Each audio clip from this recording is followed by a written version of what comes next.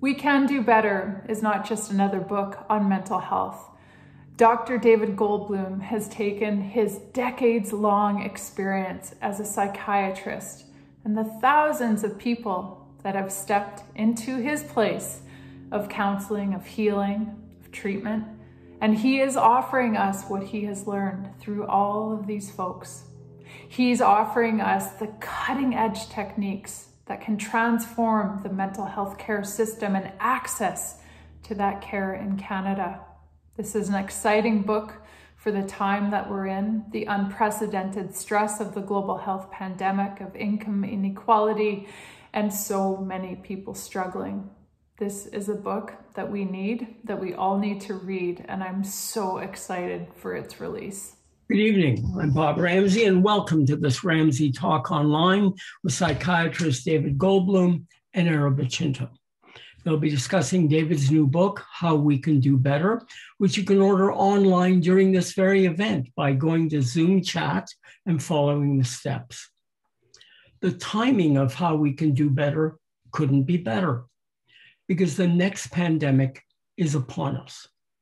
Not the next wave of this one, which has swamped our politicians' understanding, but the crisis in mental illness that is lapping at our doorsteps as we enter year 2 of lockdowns from COVID.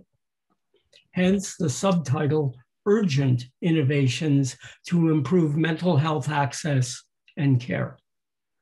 But David Goldbloom started writing We Can Do Better before COVID made life tragically worse for so many. This speaks to the state of perpetual crisis mental health care has always been in. The system barely qualifies to be called that. It has been starved by our governments. It is hard and confusing to access, and in some places, like the North and Indigenous communities, it barely exists. And now we're paying the price for never giving mental illnesses their due, and because of that, for not being ready when they're set to swamp our healthcare system. We all know why this is, of course. While broken bones live in the open, broken spirits live in the closet. It's a lot better than a decade ago when Bell Canada started their first campaign to blunt mental illness with the simplest, cheapest treatment of all, talking about it. Because an overriding symptom of most mental illness is loneliness. So when Clara Hughes turns up onto the screen to say, let's talk, we're less lonely. Lots of companies support lots of causes these days. But Bell has been doing this for years, and I want to thank them for making this possible. Now, many of you know David Goldbloom already for his starring role as Chairman Emeritus of the Stratford Festival and his extended role as Senior Medical Advisor of CAMH, and of course, as a Borscht Belt comedian. Oh, and he does have a day job too as a practicing psychiatrist, treating patients at Canada's largest psychiatric hospital. David Goldbloom works in the belly of the beast. He knows better than anyone how to make the system work better. As the book's cover says, he reveals simple yet startlingly effective tools for improving access and treatment that can help people now. If only we had the will to share, use, and fund those brilliant innovations. When the Globe and Mail reviewed David's last book, How Can I Help?, they put him in the ranks of other enlightened exhibitionists, such as Sigmund Freud. But lest his exuberance trump his enlightenment, I've asked another psychiatrist to analyze him for us. Always good to have a second opinion, especially if it comes from Dr. Araba Chintoh, who's a psychiatrist and a specialist in schizophrenia at CAMH. As we can see, Araba is a different age, gender, and race from David Goldbloom, which I hope sparks another conversation about age and gender and race around mental health and around psychiatry. Oh, and one more difference between David and Araba. She's an alumni of the Canadian women's rugby team who play in the World Cup of Rugby. So David, there are some doors that will always be closed to you. On that inclusive note, please join me in welcoming Araba Chintoh in conversation with David Goldbloom. They'll talk for over half an hour, and then we'll have time for Q&A. And again, you can buy the book, go on to the chat. And now, two psychiatrists walked onto a screen for what happened. Let's hear from our two guests, David and Araba. Many thanks, Bob. Many thanks. David, I'm already enjoying your friends. There's a lot of people on this call, many of them relatives, I might add, all of whom expect a free copy of the book. Well, what they might get instead is a visit from me down to Cape Breton Island. A very good friend of mine actually is down there, and I swear I think that was probably one of the most fun, what's the word I'm looking for, heartfelt and genuine trips I have ever had. I met her whole family. I ate so much lobster. There was nature. I was in a boat. I saw a whale. Oh gosh, take me back. Well, we'll try to make most of this talk a Cape Breton travelogue so people can drive the Cabot Trail as soon as the bubble is burst. Indeed, indeed. We're stimulating the economy, stimulating travel. Exactly. Well, both Bob and David, I want to thank you for inviting me along on this conversation and also to be a kind of a part of this journey of yours. And I also want to say that my son thanks you because it's now 9 minutes past his bedtime and he gets an extra hour of television because of Grandpa David, apparently. So thank you. My pleasure. And there's so many things I think that we can speak about this evening, and I have been struggling, I think, as so many have, with parenting in this pandemic, and I thought about you in your role as not only a grandparent, but also as someone who has kind of years, decades of experience and vision on the world. And if you wanted to give me advice about now, what would you say? Parenting perspective? From a parenting perspective? Yeah. Well, I think the first thing is to have faith in the resilience of children. This is a terrible time for them right now. And yet I saw how quickly my own grandchildren adapted at ages 5 and 2 and a bit to wearing masks. In fact, there was much less reluctance, it seemed, among them than among adults who should know better. So that's the first thing. And the second thing is, impossible as it seems to us that for very young children, they will have little to no recollection of this. And the third thing is that some of the delays that have been engendered around normal experience, I think, for kids, we will witness inevitably a lot of catch up as soon as the worst part of the pandemic is behind us. But that does not mitigate the immediate impact that every parent knows of what it's like not to have your kids in school, not to have your kids socializing in a normal way, to feel torn between childcare and your working life. These are challenges and friction points that we are struggling to grapple with. It's not really my zone of expertise, so I don't want to overstate the case. And I think part of the challenge is not knowing how long this is going to go on. And, I remember working through SARS, and at least there, when I think about the timeline of the worst of it, was about 6 months. And that seems short in the context of the 15 months that we've been grappling with COVID, without the end being clearly in sight. And that's disheartening. Yeah, I think for me, I think that that's the piece. It's that, we're physicians. This is what we do. Have a crisis, we can sort it out, especially as psychiatrists. And I'm amazing in a crisis. And yet this ongoing torture that I'm feeling like I've reached it.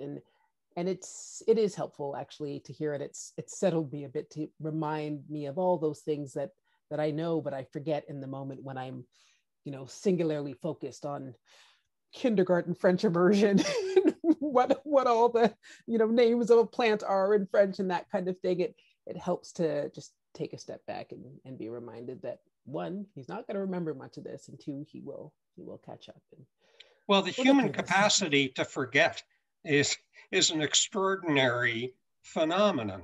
And now, obviously, we work a lot of the time at trying to help people remember, but we also have to recognize at times there's a hugely adaptive capacity to forgetting. I agree with you. And before I forget the whole purpose of us being here, I believe you have, we've been able to call on a number of your friends from across Canada, and they've created some videos to speak a bit about you and the book. And I think if we are able to cue it up, I think we have a video from Mr. Anthony Chimilino of the Stratford Festival, and I think he's going to start us off and tell us a bit about the book. We Can Do Better by Dr. David Goldbloom is an eye-opener and a call to action. With direct and empathetic language that's geared towards the average reader, he describes a fictional person per chapter with a specific mental illness. Now, we see the impact of that illness on their lives. We learn about the current conventional treatment options and the challenges they face within the medical system. But then he reveals already existing innovative programs that show us that we can do better. These are achievable solutions that are potentially transformative, even revolutionary. I found this book to be very powerful for at least two reasons. The first is that it's emotionally affecting. You will, in these 8 chapters, recognize friends, family members, perhaps even your own journey. The mystery of mental illness, the cost, the scary feeling, well, Dr. Goldbloom lifts us out of that fog. The second reason is that it's uplifting. His positive, practical, extremely informed solutions and his humor, well, it points us towards a better future. It gives us not only information, but hope. This book inspired me and confirmed that we can do better.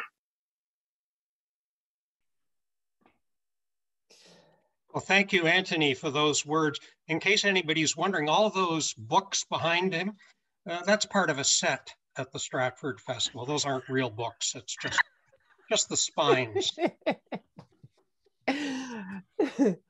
So, Anthony mentions the cases that you talk about in the book, and that's very much a thing that we do as in medicine in general, but definitely as psychiatrists. We use the example case as teaching, as learning. The patterns are key, and because I have you captive here and you can't go anywhere, I want to be able to push you a bit on that. And it's something that we've spoken about a little bit before, because I work in the area of schizophrenia, and I often say that, psychiatry is the unwanted stepchild of medicine, and schizophrenia is the unwanted stepchild of psychiatry. Not that we don't care, but our patients with schizophrenia are not kind of shiny patients that we can put on a billboard and say, wonderful things about their recovery. They're difficult patients to treat. It's a difficult illness to understand. They require advocacy. The families, the parents, the case managers, all of the people around our patients with schizophrenia know how difficult and how cyclical their illness can be. And so while you were here, I want to shift the conversation slightly to these serious and persistent mental illnesses, and help me understand a little bit, because you started working in schizophrenia and moved away. And I'm wondering for you, when you look back with your retrospectoscope, what do you see that we've done? Where do you see that we can go? Well, look, you're right. I did start my career working with people with schizophrenia at Toronto General Hospital. And throughout the 17 years that I ran an inpatient unit, I would say the vast majority of people there had severe and persistent mental illness, schizophrenia, and related disorders. And in some respects, I think my attraction to psychiatry was meeting people with schizophrenia because their perspective on the world around them was so radically different than what I had encountered previously. And trying to understand the world through their eyes was an extraordinary challenge, but not simply understanding the world, understanding what made the world so painful for them when they were ill. And so the wish to try to understand and to help those individuals was a big magnet for me coming into psychiatry.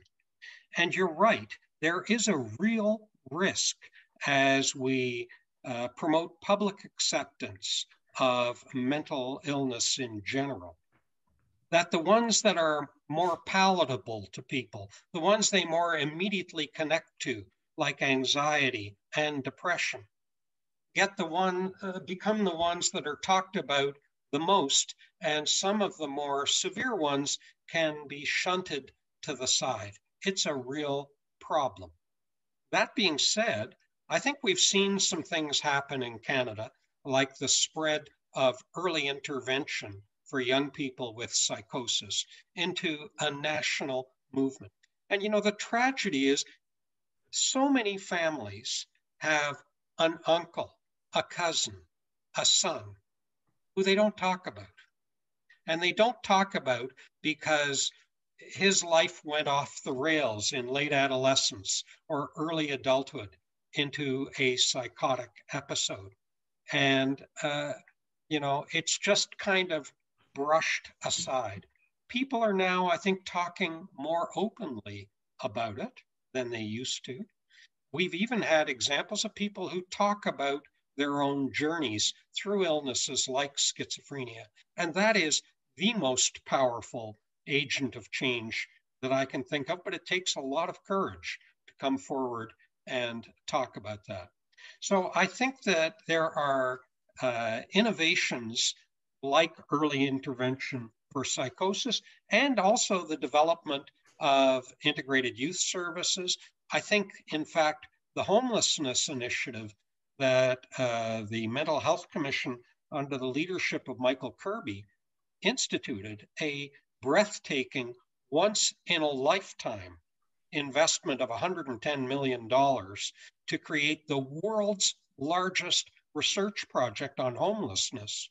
If you look at the population that was served by that project, the participants had been on average homeless for 5 years, and the majority of them had severe and persistent mental illness. So I think that that was a sign that this population mattered, and that when they found themselves sleeping on a grate and hallucinating in a sleeping bag, that somebody said, this is not acceptable in 21st century Canada, and there have to be some better solutions. And I think At Home Chez Soi was a proof of concept of those better solutions. But even though it was a big project, it remained a kind of pilot project, and it needs to be scaled up more broadly across Canada. Yeah, you've said it before, and I completely agree with you. The ideas are there. We have these great ideas. We can rally people together to put them into practice. For a pilot, we can prove that they work, and yet somehow they don't get rolled out. And that's one of the things that struck me as I read the book, and I read the book from multiple perspectives. So I read it as, you know, the academic that I am. I'm kind of taking notes and, you know, remembering things. And what am I going to mention to my patients? What am I going to tell my own residents that I'm training right now? And I read it as a parent, and then I just kind of stopped and I tried to take it all in. And one of the things that struck me was almost how simple some of the solutions are.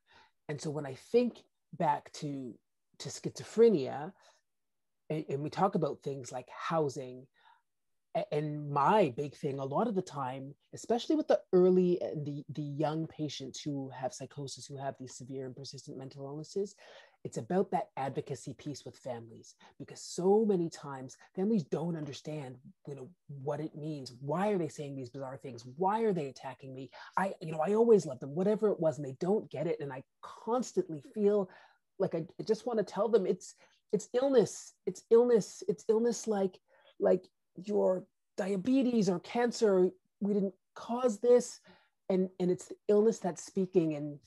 And so I just, when I think about some of the simple ways, housing or educating families or providing those services, I am inspired to continue to be, a part of the movement, and to be a part of the change. And I hope that the right eyes are seeing this, that the right people who can push this into practice are here, because so. But look, Araba, I think one of the reasons that I can feel hopeful is that I've seen initiatives go from small to national. And the area where the biggest expansion has been is in the area of youth.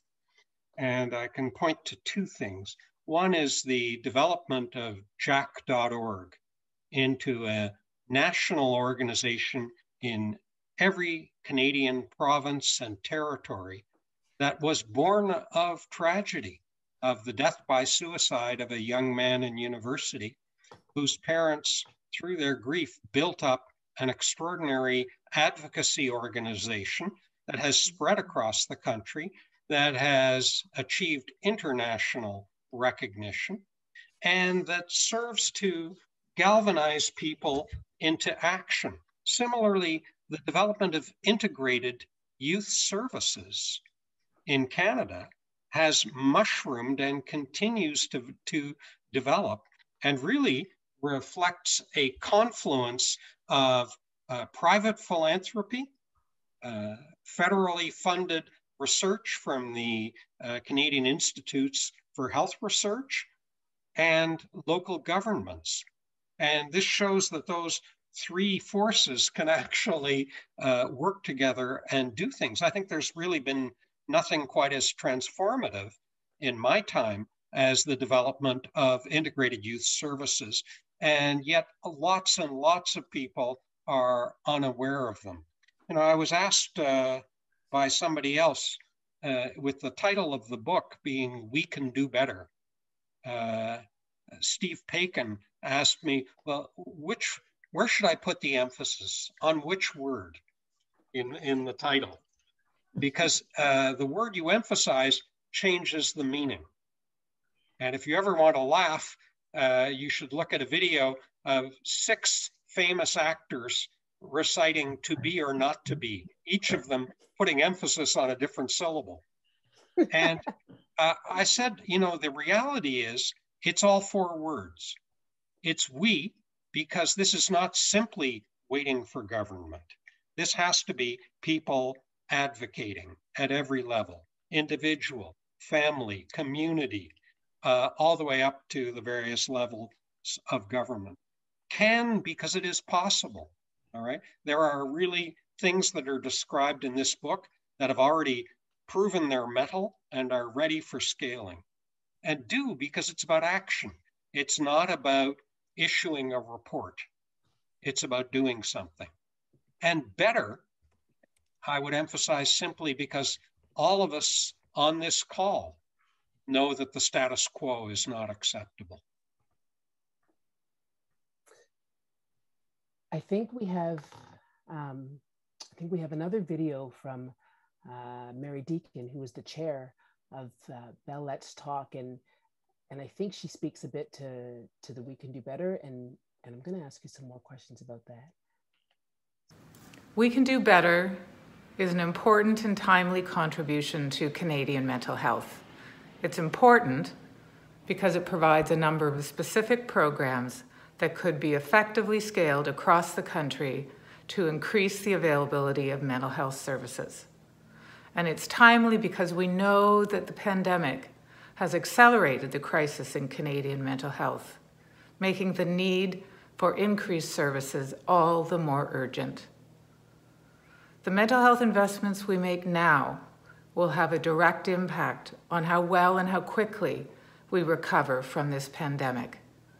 We Can Do Better is a must read, and it's a call to action we must all heed, now more than ever. We Can Do Better. For me, it's obviously, as an advocate for mental health in a space, in an illness where people don't hear it, yes, I hear that.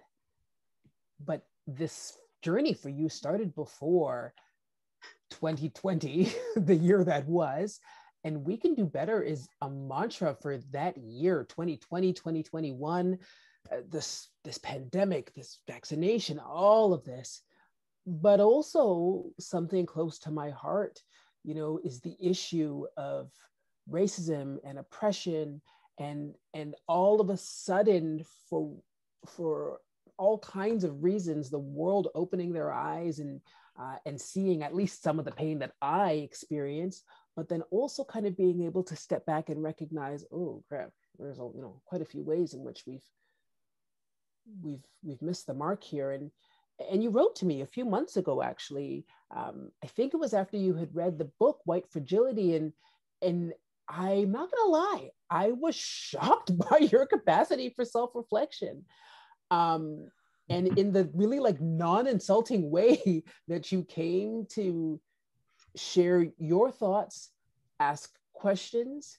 And I find myself now being called before a number of audiences to ask what I think the next step should be.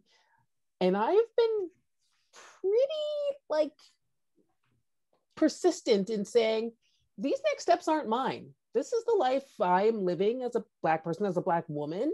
I want to know what your next steps are. And so if I take your We Can Do Better and I kind of turn it and focus on race and systemic issues in institutions and in mental health, what are your reflections? You know, I guess one of the things I'm still practicing psychiatry is like the piano.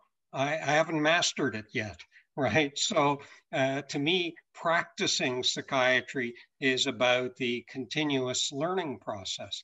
And I was thinking the other day about questions I ask now or assumptions that I make now that I wouldn't have made or asked about a decade ago. And, you know, whether that's about gender, about race, about various types of adversity, things that I turned a blind eye to or was simply unaware of. And it takes me all the way back to the very beginning of my training. The only reason I'm in Toronto is an inspirational lecture I heard at McGill when I was in my final year of residency. And I was already slated to go off to Washington to do a fellowship in schizophrenia research. And Paul Garfinkel came from Toronto to Montreal and gave a lecture on eating disorders. I'd never seen a patient with an eating disorder. I'd never really heard about eating disorders. And it was a novel terrain for me. And then I realized I probably had seen all kinds of people with eating disorders, but I hadn't had the questions or the curiosity to ask. So to me, I then immersed myself in that area and learned a lot. And I would say similarly around areas of gender, of race, I think it's just allowing your genuine curiosity to try to understand the experience of the other and have that inform how you think about things, how you think about people, has been really, for me, the exhilarating journey of psychiatry. And there, you know, we never hit the plateau, right? So I think we're better than we were 10 years ago, but we're not where we need to be. And even thinking about, well, what is it like to be a Black woman in the Department of Psychiatry? Even thinking about it is a step forward from how things used to be. The assumption was it was the same experience for everybody. And clearly that was not the case. But I think it, our diversity is ever more complicated than simply gender or race or socioeconomic status, that there are a million diversities subsumed by each of those categories. So it's, I think, about being curious and trying to understand and knowing what you don't know. That's what's carried me forward. And occasionally, as a consequence, stumbling. And I think it was a stumble, I think, that also triggered my email to you many months ago, kind of what I thought was a hilarious offhand remark that I'd made in an elevator to you. And then really wondering, well, wait, how did that land? And, the first rule of comedy is know your audience. And I wasn't sure how the joke went over, which is why I kind of checked in with you afterward. The unfortunate thing is that we are two peas in the pod, despite the years between us, and my better tan, clearly. So I find everything you say hilarious. But what I will say, because I thought about this, actually, I thought about it recently with the anti-Asian racism that was happening in the States and really across the country. But it really struck for me after the shooting in the States. And my instinctive reaction was, those are terrible people doing terrible things. And yet, I think, because at least the majority of people that I come across are not overtly racist. They might not know or kind of have an appreciation for the experience, but they are good and kind people who would never think or say or do the things intentionally that kind of get spread on a billboard of racism. And so for me to think, okay, well, those are terrible people, but yet to have my Asian friends, the Asian community say, this is hurting us, this is impacting us. I think similarly, all of us good people think that maybe sometimes those things are the other. And so in what ways can we be humble? In what ways can we be curious? In what ways can we ask questions and just hold this openness in our mind that someone's experience is different? And you said it, I really need not say any more.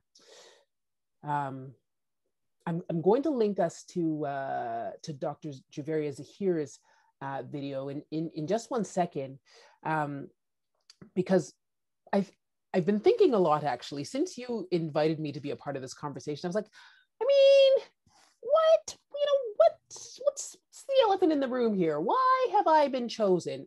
And then it dawned on me, you have invited me here because I have spent 23 years in post-secondary education, reading all manner of academia, and I had not picked up a novel until you gave me your book. So I thank you for bringing reading back to me. Araba, I was hoping you were going to say it's because, like you, I'm an elite international athlete. But, Although I have heard a lot about your drop shot in squash, but realistically, you're getting squashed on the rugby pitch. Yes, I have no doubt. I live in fear. And so my colleague, who is also an academic, who has also spent years in post-secondary education and is an inspiration to me, and hopefully maybe soon actually will be a mentor to me, Dr. Juveria Zahir has some words for all of us. During the COVID-19 pandemic, we've seen the effect that underfunding has had on a mental health system that is cracked and fissured. And although this can lead to feelings of hopelessness or distress, Dr. David Goldbloom's new book shows us how innovative, cost-effective treatments can transform the way we deliver mental health care in this country. In reading the book, I was so struck by his descriptions of housing as mental health, of TMS, or transcranial magnetic stimulation, and other ways to personalize care, of understanding that our children deserve to have integrated care to better support their mental health needs. I think this is a book that we all need to read to feel hopeful about what the mental health care system can offer in the future. And, you know, Araba, just sticking with the conversation we were having, Juveria recently did a podcast about dealing with mental health problems and dealing with patients during Ramadan, and how to sensitize clinicians to the impact of Ramadan on people's lives and well-being. And, you know, this is kind of the ongoing awareness that we all need. Yeah, I completely I completely agree with you. I'm laughing. Somebody's made a comment about fake books. You know, I completely agree with you, and I think I don't know. I often wonder in what ways it was kind of easy to overlook difference, especially when there was so much diversity or variability, you know, in and amongst us all.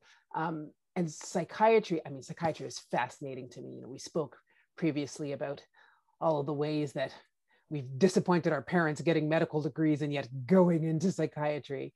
But really people coming around to realizing that, for me, I think, you know, this is the hard work. This is the, I don't know, new frontier or final frontier, whatever it is. I'm so energized to be a part of this. And so now in 20 years time, when I am gray like you, and I'm looking back on my career, what growths will I have seen? What changes will I have seen?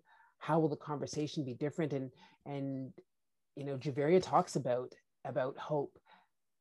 Talk to us about hope. Well, look, hope is, and I'm going to go back to my father, Richard Goldbloom, pediatrician, who told me that the first mission of all physicians is the reduction of anxiety and the provision of hope. That's our core mandate, if you will. And everything we do in relation to that is the add-on kind of technical stuff. But even in a single consultation, it's my belief that a patient should leave that consultation feeling more hopeful than when they walked in. And sometimes that's just providing an explanation, a model of understanding of what they're going through. Sometimes it's providing tools to help find their way out, because for so many of us, the experience of mental illness can be baffling or nonsensical or incongruent with everything that's going right in our lives. And indeed, other people sometimes react and say, well, what have you got to be upset about? I would kill to have your life, your job, your car, your house, whatever. And similarly, make assumptions that adversity must mean suffering. And we've all encountered people who grew up under tremendous adversity who said, I had no idea we were poor. I was listening to an interview 2 days ago with the former Speaker of the House in the United States, John Boehner, one of 12 children, who grew up in a 2-bedroom house. He said his sisters had 1 bedroom, the boys were in the other bedroom, and the parents were on a sleep-out couch in the living room for a number of years. He didn't really think of himself as poor because his life was so rich in so many ways. But we might make assumptions that that is automatically something horrible, and that's not the reality. And over the last 35 years, I've seen people who've experienced all kinds of adversity growing up, sometimes with very damaging consequences, and other times with a triumph over it. or they said, well, I thought this was normal. And they've been able to move beyond it. So our danger is making assumptions, either in the context of plenty or in the context of deprivation. You don't know until you really ask. That is one of the things that I learned from you. You've taught us a number of times when I was a trainee. And I remember you came to us and you spoke to us about sex. And you spoke to us about, I mean, not about sex, but you spoke to us about asking that question of our patients. And again, so in the kind of ways that it's like, we never kind of think to ask about how race impacts you. We also never thought to ask about sex, which for so many people is an essential and everyday part of their lives. Our medications impacted, our illnesses impacted, and it really, so the learning for me was ask the question, but the revelation for me was, this is why everybody thinks psychiatrists can read minds, because we just ask the question. Those things that nobody bothers to ask, we ask, and you taught me that, and now I'm a mind reader. It's a gift. Look, I mean, the two areas of greatest discomfort for people to talk with patients or clients about are, sex and death.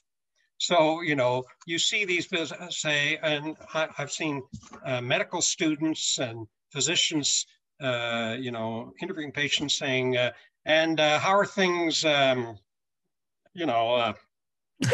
you and down there, your partner, and the awkwardness that gets conveyed makes people uncomfortable, makes patients uncomfortable. And similarly with death, people use a million approximations instead of bluntly asking about how terrible people feel, that they feel to the point of wanting to kill themselves, right?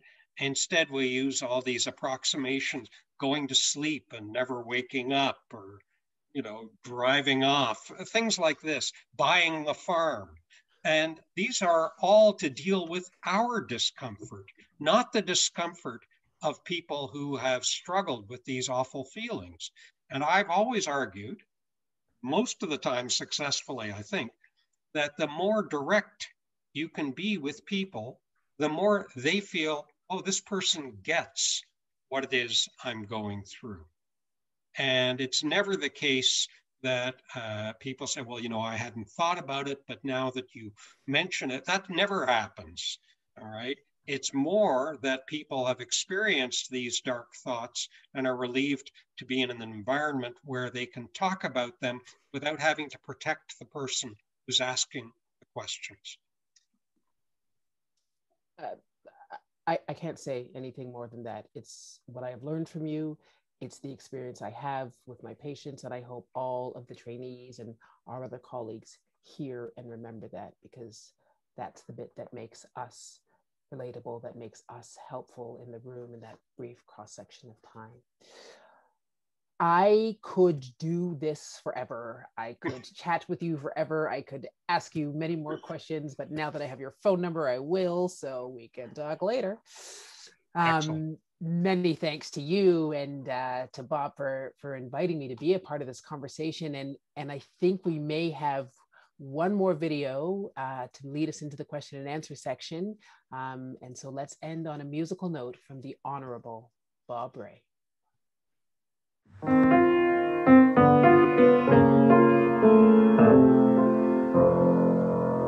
Now, listening to that, David would say, we can do better. But I just want to say that nobody has done more to enlighten Canadians about the importance of mental health than David Goldbloom. And he's done it yet again with his latest book, We Can Do Better. We certainly can do better. We can do better to share our own experiences, which certainly David has encouraged me to do. We can do better in working to ensure that we not only do research, but we also treat people with kindness, with dignity, and with the best science we can muster. And nobody has done this better than David Goldbloom. So maybe we can do better, but I don't know how it gets much better than David Goldbloom. And I'm delighted to be his friend and to be supporting him in this endless mission of raising money for good causes. Thank you so much. Great to be with you. Better.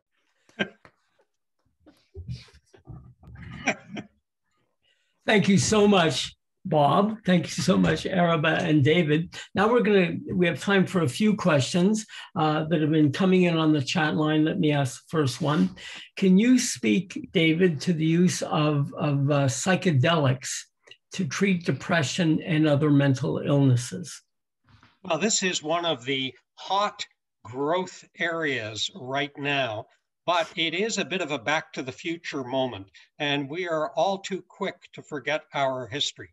There was a huge vogue of using psychedelics in the 1950s and 1960s, most famously LSD. And in fact, there were people who trained in psychiatry who had to take LSD as part of their psychiatric training to have the experience. I think the difference this time is that the entrepreneurial forces that are driving the growth of psychedelics are quite substantial. And we have to be a little wary of the market forces getting ahead of the scientific evidence. I mean, we've seen something similar with the growth of the cannabis industry, where there is huge market potential and therefore suddenly being advocated for all sorts of things beyond the science of cannabis treatment. So there was a major, well, I shouldn't say major, it's a small study, but published in a major journal in the New England Journal of Medicine, comparing mushrooms or psilocybin to a popular antidepressant. It's a really small study. However, in the same way that people who love red wine will selectively find those journal articles that say a glass of red wine is good for you, and then say, you see, I've got the science to support what I enjoy. There's a huge amount of selection bias that goes in. What's happening now is a much more careful and systematic scientific evaluation of psychedelics, but I would say it's not ready for prime time. Okay, thank you. We have a question here for Araba. I'm wondering if Araba can speak about her experiences of being racialized by her patients and how she manages these experiences and maintains her resilience. Oh, I mean, it's a great question. And it's really been up and down, you know. I think the sexy stories are the mean and nasty people. Some patients have been outright racist and aren't really afraid to say that. I had a difficult experience with a patient who was racist, also psychotic, but was racist and was saying some very nasty and mean things to me. And my supervisor, we had a bit of a challenge around it because the supervisor felt that this patient is psychotic. Our role is to help all of our patients, even when it's difficult. And so every day I would go in and this guy would just be hurling nasty things at me. And I don't know where I stood on that. It was incredibly uncomfortable and I was unhappy. And now as a supervisor of other residents, I'm conscious of it and I give them the chance to step away. And I'm not angry with my supervisor about it because it helped me to learn and to move on and to recognize where that discomfort was and what it meant for me. But also, I think, changed my practice as a teacher now. But what I will say is that I continually get the experience of having patients, parents say, you get it. You are a fellow African woman and you get it, whatever it is, from the weird religious obsessions that us Africans have, or the parents who are kind of insistent that their children do or be this certain thing because they need to make it in this white world, or simply, oh my God, I have been in this hospital for 15 years and I've never seen another Black doctor. Hi. All of these things happen. And so I don't have kind of overarching bad experiences by any means. In fact, I have many good ones, but that's part of the work that I do. But I won't lie, it's been hard. There have been trying times. Good. Thank you, Araba. Question now for David. There's a growing need for psychiatrists. Are there more spots in medical school for this area of medicine? Well, there are overall, and I think people sometimes lose sight of the fact that the University of Toronto is home to the largest training program in North America in psychiatry. We have 200 residents in psychiatry. So we are a major feeder to the country. However, I would say in the same breath that the solution to the mental health problems this nation faces are not going to be found in cranking up dramatically the number of psychiatrists. There will never be enough psychiatrists to treat the 1 in 5 Canadians with various types of mental disorders, nor should there be. In the same way that not everyone with a headache needs a neurologist, not everyone struggling with mental health problems needs to see a psychiatrist. And indeed, one of the nice things about working in mental health, and I'm sure Araba can validate this as well, is that it's intensely multidisciplinary. And so we work along psychology, social work, occupational therapy, addictions counselors, recreational therapists, and other types of psychotherapists. And it does take a village. And if you look at some of the successful initiatives in expanding access to psychotherapy, it's often been through training up new cadres of providers who are not from the traditional molds of psychiatry and psychology in order to have enough people to meet the need. Right. Okay. We have time for one more question. And I'd like both of you to answer this. Holding patients' pain is a hugely powerful medicine. How do you take care of yourself while you're doing this? So, Araba, why don't you go first and then David? Holding patients' pain. I have a pretty good sense of humor. Right. And there are some, horrific things that we hear, but there are also some really interesting, funny stories, ways that patients surprise you. And so I try to remain lighthearted about it. I have a capacity to not get my heart involved while also advocating. I have, from a very early age, have had the ability to kind of do perspective taking. So to kind of put myself in that person's shoes and, okay, well, if I thought this thing and I felt this way, then this is how I would respond or react. And so that actually helps me because I can put myself there, but then also put myself back a little bit. And of course, I have a family that I love, for now at least, depending on how much sleep he gets tonight. And I spend time in my garden and, my rugby community, and other things outside of psychiatry keep me whole.